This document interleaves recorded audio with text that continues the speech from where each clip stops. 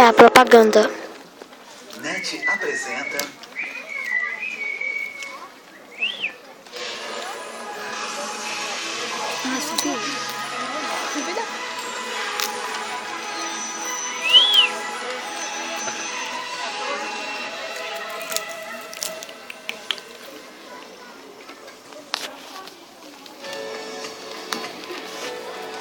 Não começou a propaganda. Mesmo quando o filme parece terminado, pode ser que ainda não esteja. De fato, numa das etapas, tudo pode mudar. É a etapa mais conhecida como Screening Test, ou projeções de testes. Bem-vindos a Paramount Stories.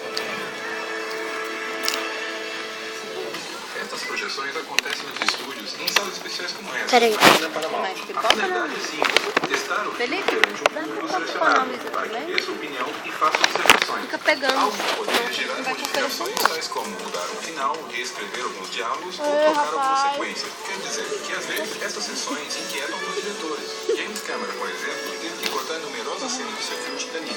Apesar de sua duração, o longa-metragem não foi nada mal, dado que ganhou 11 Oscars e melhor filme. Estas salas também se utilizam para mostrar os filmes para a imprensa ou para convidados ir em pré-lançamento. Significa que nessas cadeiras já se sentaram grandes estrelas da história do cinema. E posso Sério? garantir, são muito confortáveis. Não é não. Mentira, não é confortável nada. Oferecimento NET. Vem pro lado NET, Brasil.